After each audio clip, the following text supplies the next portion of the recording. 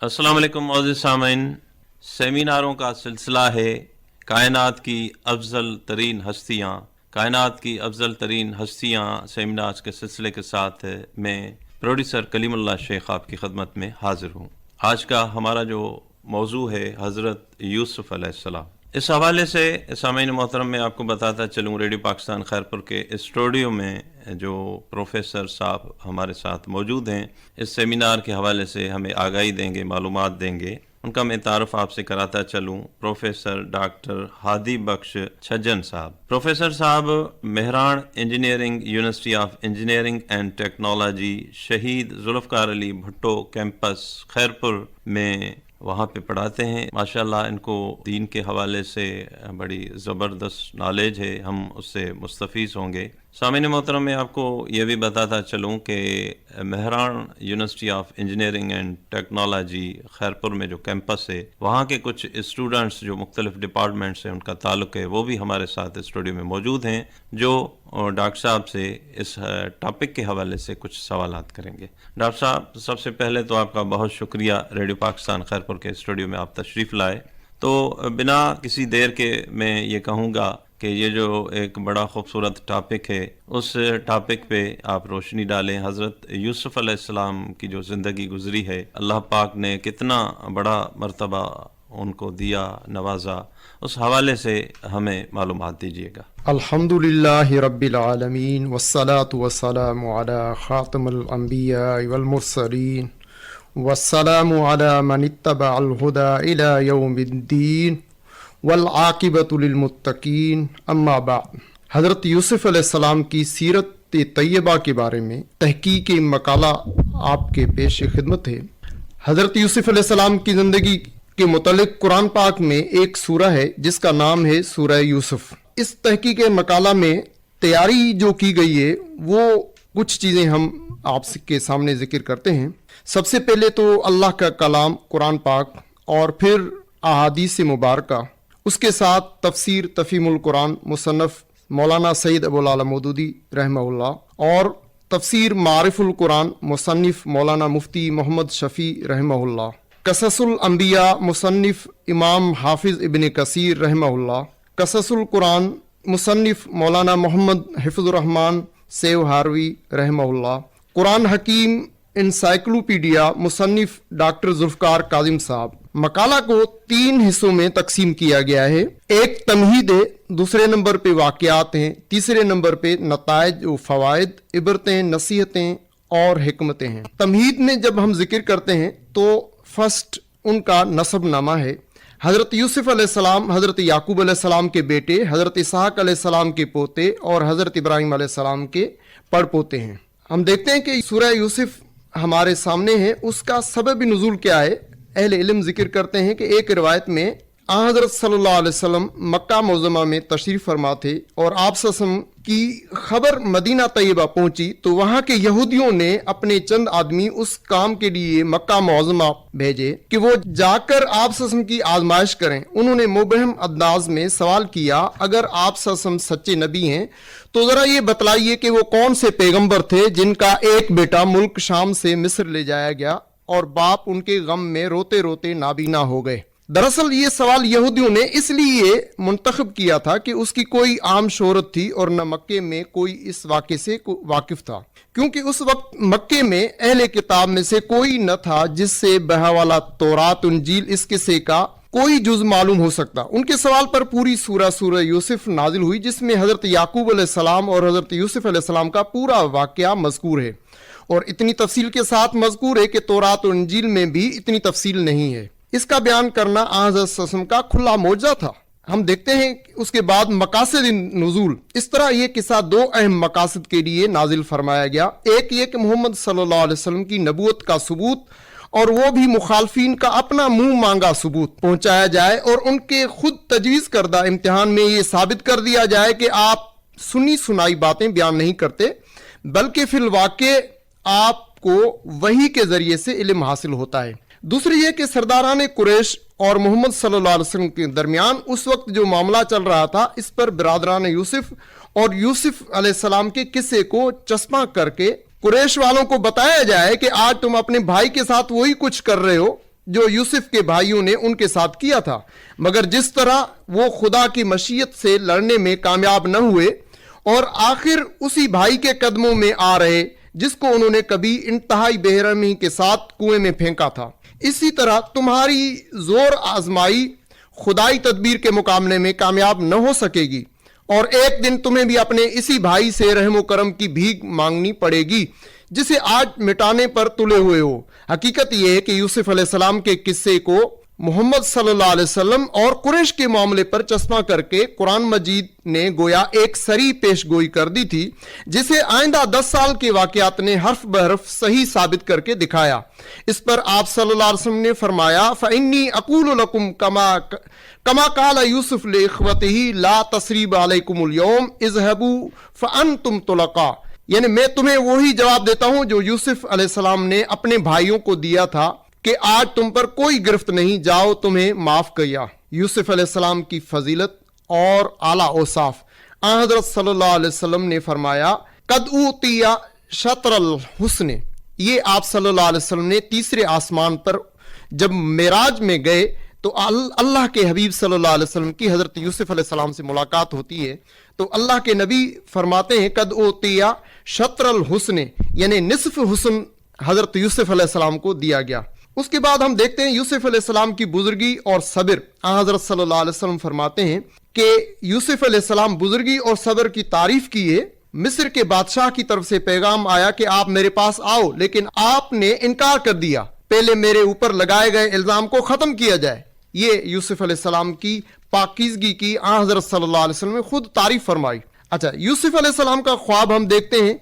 यूसुफ अलैहिस्सलाम ने बाप से कहा, अब्बा जान मैंने ख्वाब में देखा है 11 सितारे और सूरज और चांद वो मुझे सजदा कर रहे हैं।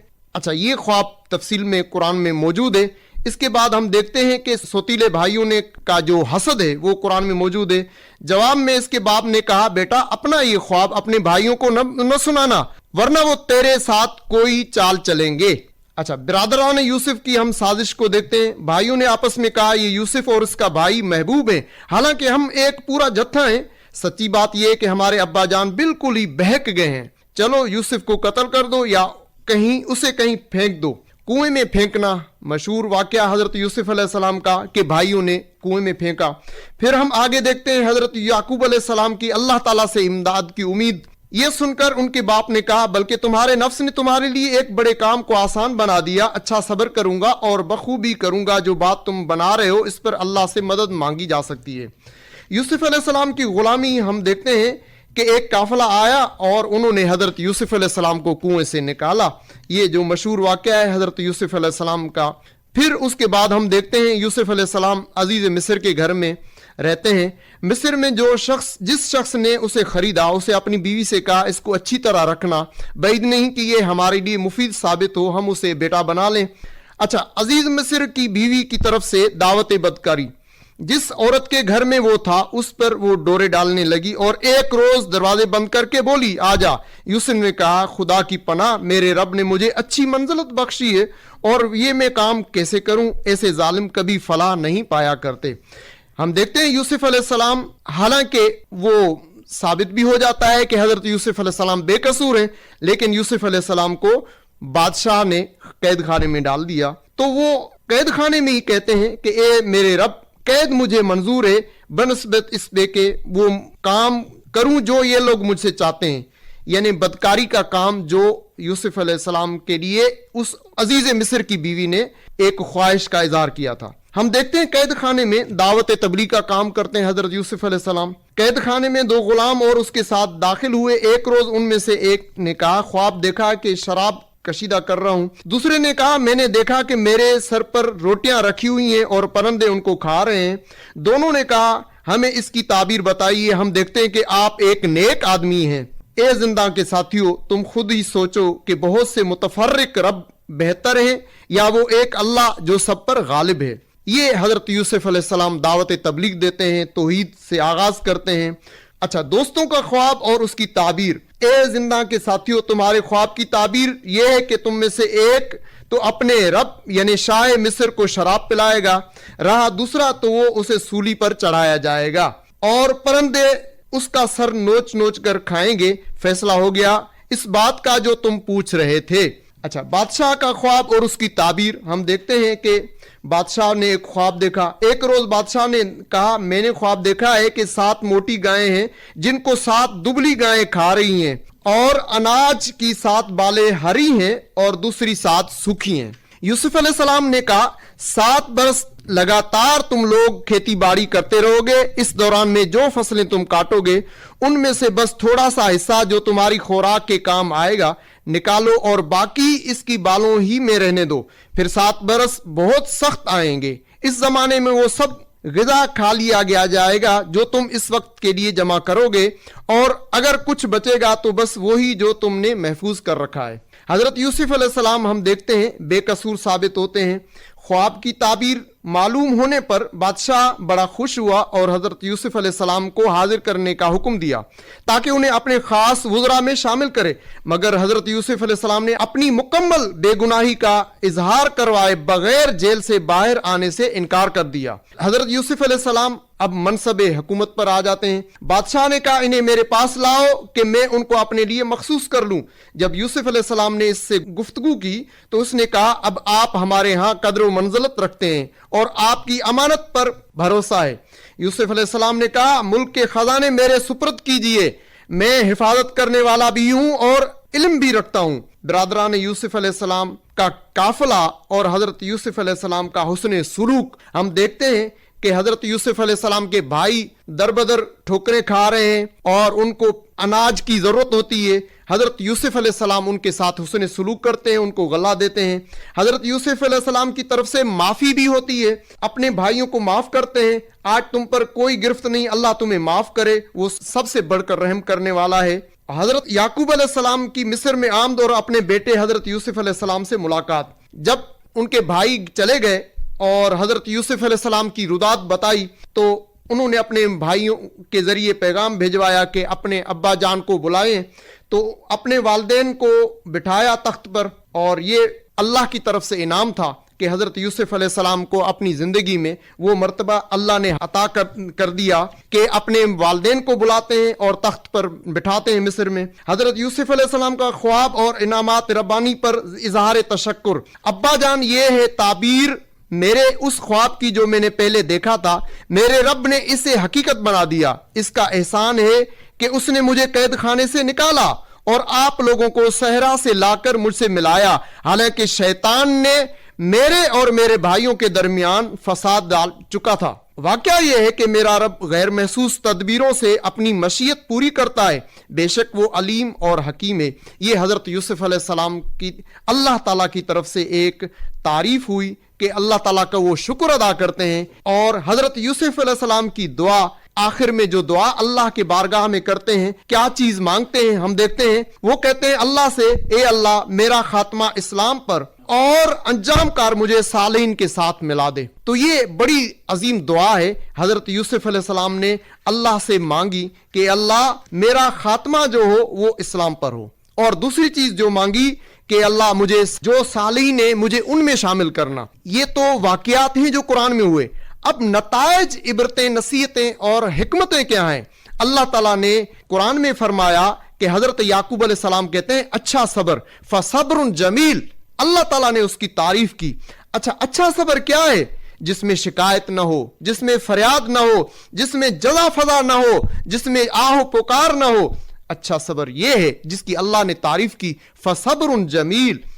اس کے بعد ہم دیکھتے ہیں کہ ہمارے لیے جو اللہ تعالیٰ نے قرآن میں عبرتیں، نصیحتیں دی ہیں، ان میں سے ایک یہ بھی ہے کہ اس لیے اللہ تعالیٰ نے اپنی قدرت کاملہ سے یہ انتظام فرمایا کہ انہیں سلطنت مصر کے ایک بڑے عہدیدار کے ہاں پہنچا دیا اللہ نے، اور اس نے ان کی غیر معمولی صلاحیتوں کو دیکھ کر انہیں اپنے گھر اور اپنی جاگیر کا مختار کل بنا دیا۔ اس طرح یہ موقع پیدا ہوا کہ ان کی وہ تمام قابلیتیں پوری طرح نشو نما پا سکیں جو اب تک بروکار نہیں آئی تھی، اور انہیں ایک چھوٹی جاگیر کے انتظام سے وہ تجربہ حاصل ہو جائے اور جو آئندہ ایک بڑی سلطنت کا نظم و نسق چلانے کے لیے درکار تھا۔ اس کے بعد ہم دیکھتے ہیں اس سے یہ سبق بھی ملتا ہے کہ کسی شخص کے دل میں اگر تبلیغ حق کی دھن سمائی ہوئی ہو اور وہ بھی حکمت بھی رکھتا ہو تو کیسی خوبصورتی کے ساتھ وہ گفتگو کا رخ اپنی دعوت کی طرف پھیر سکتا ہے۔ جسے دعوت کی دھن لگی ہوئی ہوتی ہے اس کے سامنے تو مواقع پر مواقع آتے ہیں، وہ کبھی محسوس نہیں کرتا یہ موقع ہے اپنی بات کہنے کا۔ یہاں حضرت یوسف علیہ السلام کی طرف اشارہ کیا گیا ہے۔ دیکھیں حضرت یوسف علیہ السلام بر موقع بر محل اپنے قید کے ساتھیوں سے توحید کی دعوت دیتے ہیں۔ اس کے بعد ہم دیکھتے ہیں حضرت یوسف علیہ السلام نے اس تعبیر میں صرف بادشاہ کے خواب کا مطلب بتانے ہی پر اکتفا نہ کیا، بلکہ ساتھ ساتھ یہ بھی بتا دیا کہ خوشحالی کے ابتدائی 7 برسوں میں آنے والے قحط کے لیے کیا پیش بندی کی جائے اور غلہ کو محفوظ رکھنے کا کیا بندوبست کیا جائے۔ پھر مزید برآں آپ نے قحط کے بعد اچھے دن آنے کی خوشخبری بھی سنا دی، جس کا ذکر بادشاہ کے خواب میں نہ تھا۔ اللہ تعالیٰ کے احکامات جاری کرنے کے لیے حضرت یوسف علیہ السلام نے اختیارات مانگے تھے کہ اللہ کے احکامات کو جاری کیا جائے، کیونکہ انبیاء کرام کا ایک مشن ہوتا ہے کہ توحید کو نافذ کیا جائے، شرک کو ختم کیا جائے اور ظلم کو ختم کیا جائے، عدل کو نافذ کیا جائے۔ یہ 2 انبیاء کرام کی نمایاں خوبیاں ہوتی ہیں۔ اللہ تعالیٰ نے تمام انبیاء کرام کو بھیجا، تو یہی کام حضرت یوسف علیہ السلام نے کیا۔ اللہ تعالیٰ نے ذکر کیا ہے کہ حضرت یوسف علیہ السلام نے کہا کہ آپ مجھے دیں، یہ اختیار دیں۔ کیوں؟ وجہ کیا تھی؟ کہ اللہ تعالیٰ کی توحید کو نافذ کرنا تھا، شرک کو ختم کرنا تھا اور ظلم کو ختم کرنا تھا، عدل کو قائم کرنا تھا۔ یہی وہ مقصد تھا جس کے لیے حضرت یوسف علیہ السلام نے اختیارات مانگے۔ اس کے بعد ہم دیکھتے ہیں، مگر دوسری طرف ہم یہ بھی دیکھتے ہیں کہ اس کا حضرت یوسف علیہ السلام شکر کا اظہار کرتے ہیں۔ ہمیں شکر کا اظہار کرنا چاہیے۔ وہ کہتے ہیں اللہ سے کہ اے اللہ تیرے یہ احسانات ہیں، اے اللہ تو نے اپنی تدبیر سے مجھے یہ مقام عطا کیا۔ اچھا، اس کے بعد ہم دیکھتے ہیں کہ ایمان باللہ کے ثمرات کیا ہیں۔ اللہ تعالیٰ اسے صبر کی توفیق دیتے ہیں اور وہ شکر کی توفیق اسے نصیب ہوتی ہے، اور انبیاء کرام کی دعوت کا مرکزی نقطہ توحید ہے۔ اس کے بعد ہم دیکھتے ہیں حضرت یوسف علیہ السلام عفت و عصمت کے امام ہیں۔ حضرت یوسف علیہ السلام جس کو پاک دامنی کی اللہ تعالیٰ نے خود تعریف کی ہے، تو اللہ سے خود دعا کرتے ہیں، اے میرے پروردگار، جس کام کی طرف سے یہ مجھے عورت بلاتی ہے اس کی نسبت مجھے قید پسند ہے، اور اگر تو مجھ سے ان کے قریب ان کے فریب کو نہ ہٹائے گا تو میں ان کی طرف مائل ہو جاؤں گا اور نادانوں میں داخل ہو جاؤں گا۔ یوسف علیہ السلام کی یہ دعا ہے اللہ سے۔ تو حضرات ہم دیکھتے ہیں حدیث میں آتا ہے، حضرت صلی اللہ علیہ وسلم فرماتے ہیں 7 آدمیوں کو اللہ تعالیٰ اپنے عرش کے سائے عطا فرمائے گا۔ عرش کا سایہ 7 لوگوں کو عطا فرمائے گا۔ ان میں سے ایک وہ شخص ہے جسے کوئی ایسی عورت دعوت گناہ دے جو حسین اور جمیل ہو اور جاہ و منصب کی بھی حامل ہو، لیکن وہ اس کے جواب میں یہ کہے کہ میں تو اللہ سے ڈرتا ہوں۔ یہ صحیح بخاری اور صحیح مسلم کی حدیث ہے۔ اس کے بعد ہم دیکھتے ہیں صبر جمیل کی عالی شان جزا کیا ہے۔ صبر جمیل حضرت یعقوب علیہ السلام، حضرت یوسف علیہ السلام کے والد گرامی محترم نے صبر کیا تو اللہ تعالیٰ نے دونوں بیٹے بھی ملا دیے اور دنیا میں ہی عزت دی۔ اسی طرح ہم دیکھتے ہیں عزت و نفس اور شرف انسانی کی حفاظت۔ حضرت یوسف علیہ السلام جیل میں ہیں لیکن انکار کرتے ہیں بادشاہ کو کہ میں نہیں نکلوں گا۔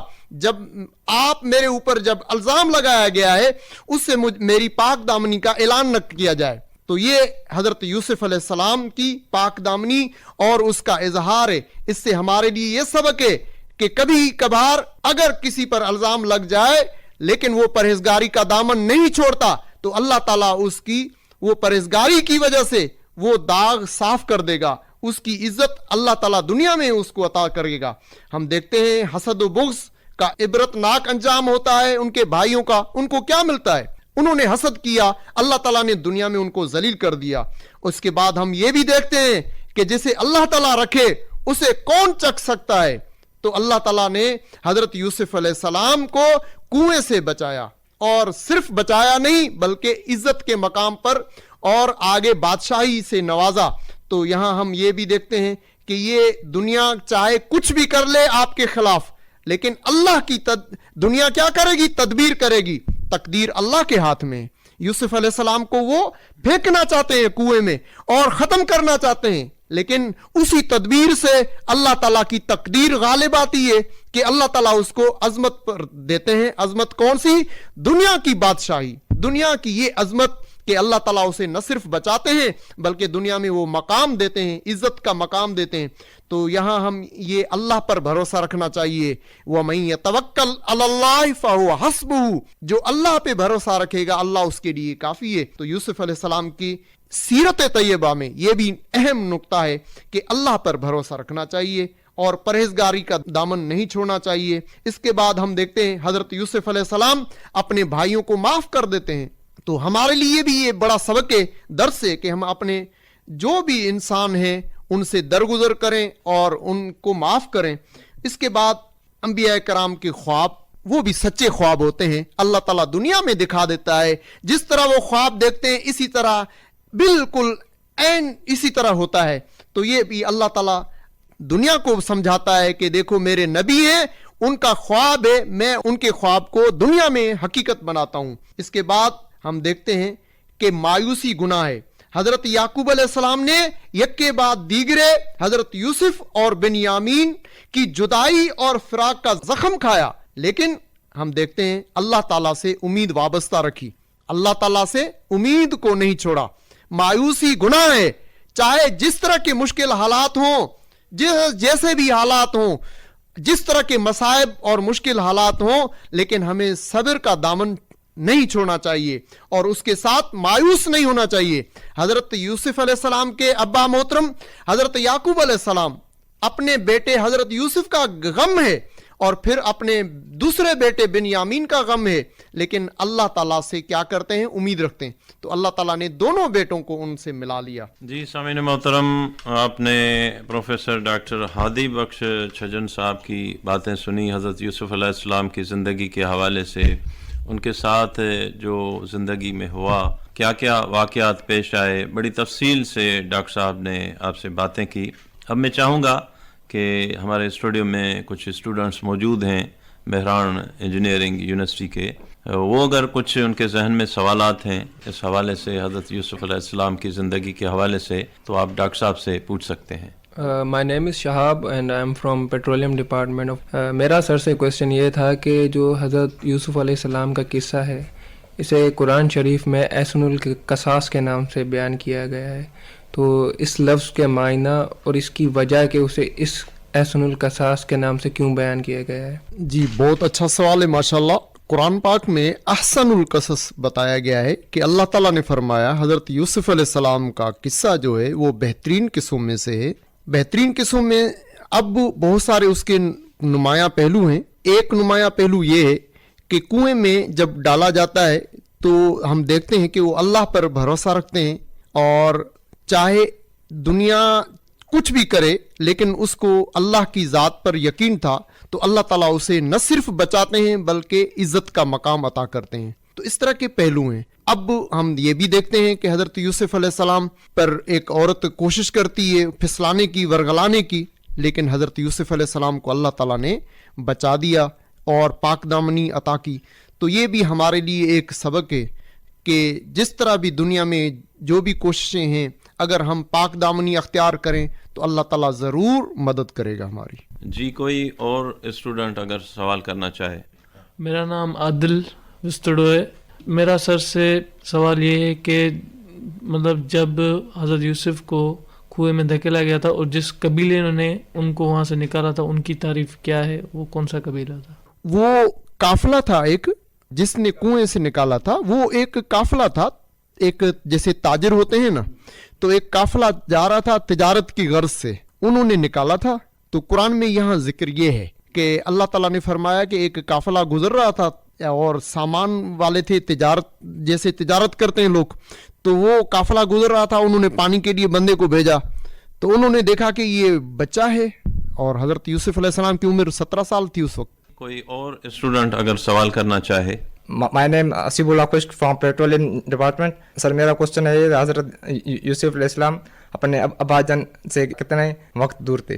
حضرت یوسف علیہ السلام ہم دیکھتے ہیں کہ 17 سال کی عمر میں کنویں میں ڈال دیے گئے اور پھر ان کے بعد ہم دیکھتے ہیں کہ 2-3 سال حضرت یوسف علیہ السلام अजीज़ मिस्र के पास रहते हैं और उसके बाद तकरीबन 10 साल का अरसा है कि वो कैद खाने में रहते हैं। तो इस तरह मिला के ये 30 साल होते हैं। तकरीबन 30 साल की उम्र में हज़रत यूसुफ अलैहिस्सलाम बादशाही के तख्त पर बैठते हैं और फिर कुछ ही सालों में, चंद सालों में, यानी तकरीबन 10 साल के करीब हज़रत यूसुफ अलैहिस्सलाम अपने तख्त पर ही बैठे थे कि अपने वालिदैन को मंगवाते हैं।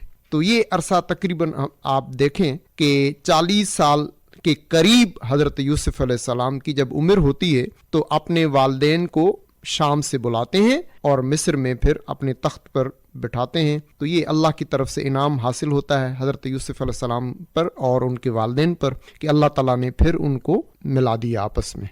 आपकी माशाल्लाह बहुत जो तहकीक है कुरानी, उसमें हज़रत यूसुफ अलैहिस्सलाम बहुत ही माना खेज थी और बहुत उसमें बहुत सारे हमें मुझे पहलू नज़र आए। हमें क्योंकि हम पढ़ते हैं यूसुफ अलैहिस्सलाम के समय, उसको देख रहा हूँ इंटरनेशनल पॉलिटिक्स में, माने जो बैनुल-अक़वामी सियासत है उसमें जो उसकी जो असरात हैं उसमें मैं यूरोप में भी देख रहा हूँ। तो और हमारे अंग्रेज़ी अदब में भी उसका असर है। मिल्टन हमारा एक शायर है, वो भी मतलब बहुत सारी चीज़ों पर असरात आए हैं, वो समाजी असरात आए हैं, फिर वो उसमें उसकी तब्दीली जो है वो सियासत में हुई है, वो मुख्तलिफ ग्रुप बने हैं, उसमें भी इस किस्से का हिस्सा है क्योंकि ये असल मतलब बेहतरीन सब किस्सा है। तो हमें किस तरह आप समझ रहे हैं कि हमारे जो 57 मुल्क हैं कितना पीछे हट गए हैं हज़रत यूसुफ अलैहिस्सलाम की फ़लसफ़े से, जो उनकी ज़िंदगी का फ़लसफ़ा है, जो उन्होंने हमारे आँखों के सामने हुआ है, जो कुरान ने हमें बयान किया है। तो इस सिलसिले में मैं चाहूँगा कि इस मौजूदा दौर में हमें हमारी इस्लामी वो जो है उसको किस तरह हम उसको ज़्यादा से ज़्यादा फ़ायदा ले सकते हैं। हज़रत यूसुफ अलैहिस्सलाम की ज़िंदगी और उसमें बहुत सारे पहलू कुरान में मुख्तलिफ़ अंदाज में बयान हुए हैं। हमारे लिए कुछ जो नुमायाँ पहलू हैं वो तो बिल्कुल साफ़ हैं कि हम उनसे रहनुमाई लें। बाकी कुछ चीज़ें ऐसी हैं कि उनके बारे में तारीख़ी, जैसे आप बात कर रहे हैं, तो तारीख़ के हवाले से तो हम जानते हैं कि जो बात कुरान में है वो मुसलमानों के यहाँ अकीदा है कि वो मोतबर है। उसके बाद फिर सही हदीस से अच्छा हम देखते हैं कि जिस तरह एहतमाम हुआ है हज़रत सल्लल्लाहु अलैहि वसल्लम की अहादीस का एहतमाम हुआ है और फिर आप सल्लल्लाहु अलैहि वसल्लम ने मदीना की रियासत, इस्लामी रियासत की बुनियाद रखी। उसके बाद फिर खुलफा राशिदीन हज़रत अबू बकर, हज़रत उमर, हज़रत उस्मान, हज़रत अली रिज़वानुल्लाह अजमाइन। तो हमारे पास एक मॉडल मौजूद है। यही चीज़ें जैसे आप कह रहे हैं हज़रत यूसुफ अलैहिस्सलाम की सीरत के कुछ नुमायाँ पहलू हैं और फिर उसकी तफसील हमें सीरत हज़रत मोहम्मद मुस्तफ़ा सल्लल्लाहु अलैहि वसल्लम की, जैसे आप सियासत की तरफ ले जा रहे हैं, तो ये मदीना की इस्लामी विरासत मौजूद है और अल्लाह के नबी ने वो बुनियाद रखी, फिर खुलफा राशिदीन ने उसको नाफिज किया अल्लाह के हबीब सल्लल्लाहु अलैहि वसल्लम के निज़ाम को। तो हमारे लिए वो बेहतर है चूँकि वो महफूज भी है। बाकी अंबिया कराम की सीरत हम देखते हैं जो कुरान में है वो महफूज है, लेकिन इसके अलावा तारीख़ी जो बातें हैं उसमें हमें यकीन नहीं करना चाहिए क्योंकि वो रवायात हैं और यहूदियों की रवायात हैं, उसमें कुछ कमी बेशी उन्होंने की है। तो ये मुसलमान का अकीदा है जो कुरान के मुताबिक है, नबी सल्लल्लाहु अलैहि वसल्लम की सही हदीस के मुताबिक है, हम उसको लेंगे। लेकिन जहाँ कुरान और हदीस के मुखालफत में है हम उसको नहीं लेंगे। लेकिन जहाँ कुरान और हदीस के मुताबिक भी नहीं और मुखालफत भी नहीं, तो वहाँ अहले इल्म को बताया गया है, नबी सल्लल्लाहु अलैहि वसल्लम की हदीस मुबारक है कि वहाँ खामोशी इख्तियार करनी चाहिए। जी सामने मोहतरम प्रोफेसर डॉक्टर हादी बख्श छजन साहब की बातें आपने सुनी, तफसीली मकाला साईं ने पेश किया, हज़रत यूसुफ अलैहिस्सलाम की ज़िंदगी बताइए आपको, उनके वाक़यात, उनके साथ जो ज़िंदगी में हुआ, फिर अल्लाह पाक ने कैसे उनको इज़्ज़त बख्शी, क्या मकाम बख्शा। बड़ी खूबसूरत बातें डॉक्टर साहब आपकी, हम सारे मुस्तफ़ीज़ हुए। उम्मीद है कि जो भी पूरे पाकिस्तान में इस वक्त आवाज़ सुनी जा रही है, जिन्होंने भी सामीन ने ये प्रोग्राम सुना होगा, उम्मीद है कि उनको भरपूर फ़ायदा हुआ होगा। इसी पे सेमिनार का जो सिलसिला है कायनात की अफजल तरीन हस्तियाँ, उसका वक्त अपने इख्तिताम को पहुँचा। मैं था सेमिनार का प्रोड्यूसर और मेज़बान कलीमुल्लाह शेख और मेरे साथ थे रिकॉर्डिंग इंजीनियर थे अब्दुल मजीद कटोहर, सेमिनार के निगरान थे सैयद अकबर शाह। اور یہ پیشکش تھی ریڈیو پاکستان خیرپور کی. ہمیں دیجیے اجازت. اللہ نگہباں.